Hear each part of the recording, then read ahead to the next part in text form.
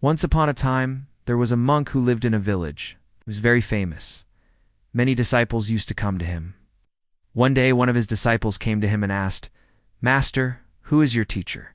From whom did you gain your knowledge?" Monk smiled at his disciple's question and replied, "My son, I have many teachers. If I start to count them, then it will take many days to count them all. But still, I will tell you about 3 teachers of my life." Then Monk said, "One of my teacher was a thief.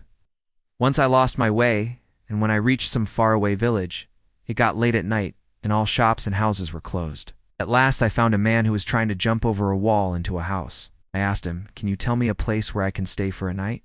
He replied, 'It is late night, and it will be very difficult to find a place to stay at this time. You can stay with me, but I am a thief. If you don't have any objection, then you can come to my place and stay there.' That night I stayed at his home, and he was such a nice person that I stayed with him for a month. Every night before leaving, he would say to me, 'I am going for work. Have rest and do your prayers.'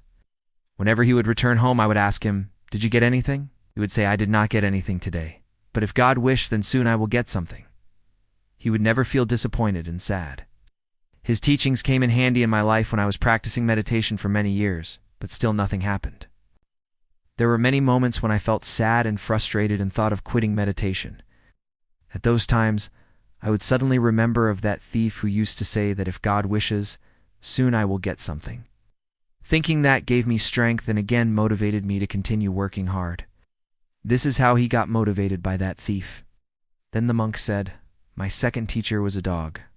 Once it was a very hot day and I was thirsty and was searching for water. Just then I saw a dog who came running toward a river. Vandal got close to river and looked into the river. Saw another dog, which was his own reflection.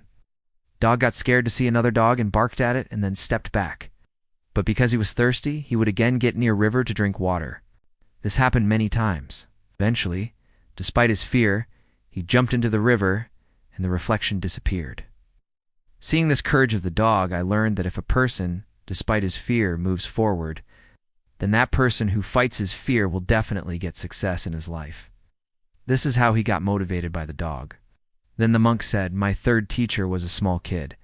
Once I was passing by a village on the way.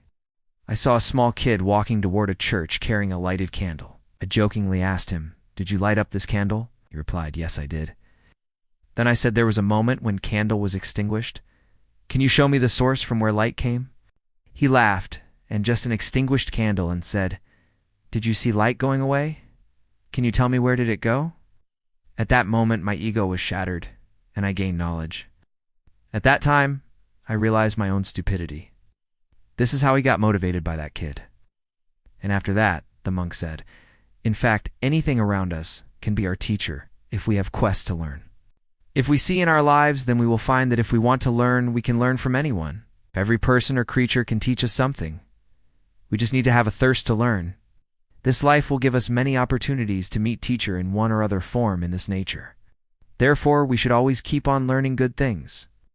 This is what I learned from those 3 creatures.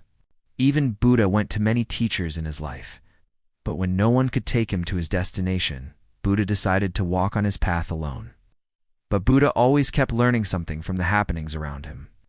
Once when Buddha was disappointed at not achieving self-realization and decided to leave this path, he saw a squirrel which was trying to dry up the water in the pond by wetting its body and shaking water after coming outside the pond because its children were drowned in the lake.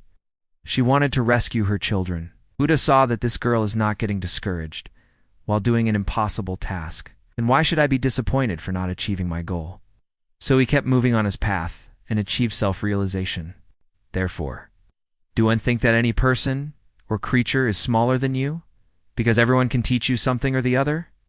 And as long as you keep on learning something in your life, you will keep moving forward on the path of progress.